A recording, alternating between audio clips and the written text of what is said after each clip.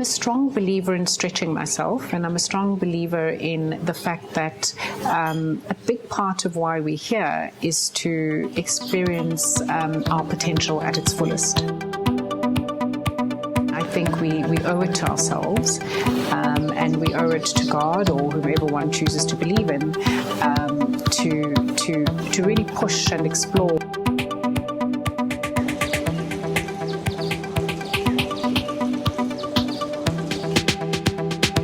I wanted to just start by asking you, how you got to where you are by going back to where you started, growing up here in South Africa.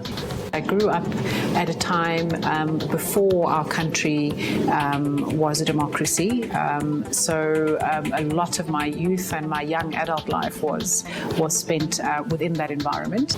I started off as a radio news anchor, and that then led on to me becoming a television news anchor. And you were the first black television news anchor, absolutely. Correct? At the same time, I also developed a relationship with a journalist who was in the media industry, who introduced me to the editors of one of our leading women's magazines, and I managed to get a position there initially as a fashion assistant and then editor of the fashion and beauty division.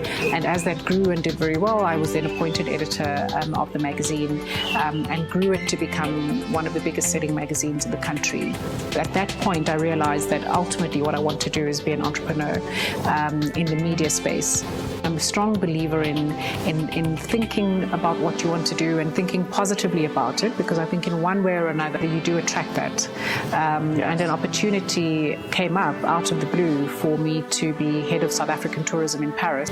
While I was there, I fell in love with fashion and retail, because I then got to go to some of the shows, I got to meet some of the people in the industry, I got to walk around the streets of Paris, and from doing that realized that there was a gap in the South African market for department stores, and eventually got around to applying for my MBA.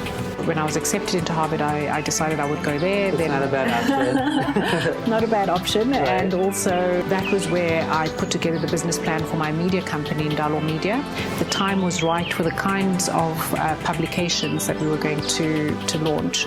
When you decided to go out on your own, because I think, you could have basically stayed as an editor of the magazine, or you could have stayed working in television and just done it and stayed there and had this great career, and that was it. But what was it inside of you that said, I really need to create something that's mine? I feel that as an entrepreneur, in terms of my life, it may not apply to other people. I have a lot more power and control over my own livelihood and my family, my time. Were you ever scared though? Were you ever like, what if it doesn't work? I'm a strong believer in the idea of continuing even when you feel the fear, or when you feel the doubt. In fact, I think you're not stretching yourself enough if you're not fearful in some way. One just needs to learn to rise above that and learn to live with it, because I don't think it quite ever goes away if you're someone who's about breakthroughs and doing something that's never been done before. When you wake up in the morning and you go to work and you walk through the doors of a company that you started, that you own, that you run and have creative control over, how does that feel?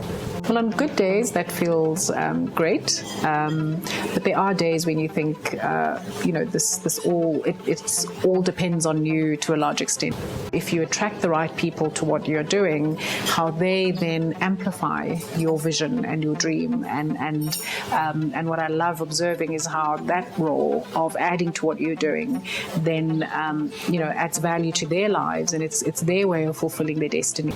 Did you ever run into any sort of problems, discrimination, roadblocks in post-apartheid South Africa, being a black woman, being strong, starting these businesses? I was 20 when I became a news anchor. I was 22 when I became editor of a national magazine. And there was naturally a lot of resistance. So at the very beginning or earlier parts of my career, when I was relatively young, young for what I was doing, it was quite difficult, I think, for people to take me seriously. What would you say to someone who might be sitting, thinking about their business plans for what their passion is? And what advice would you give them to hold on to during the tough times on their way, trying to get to where you are?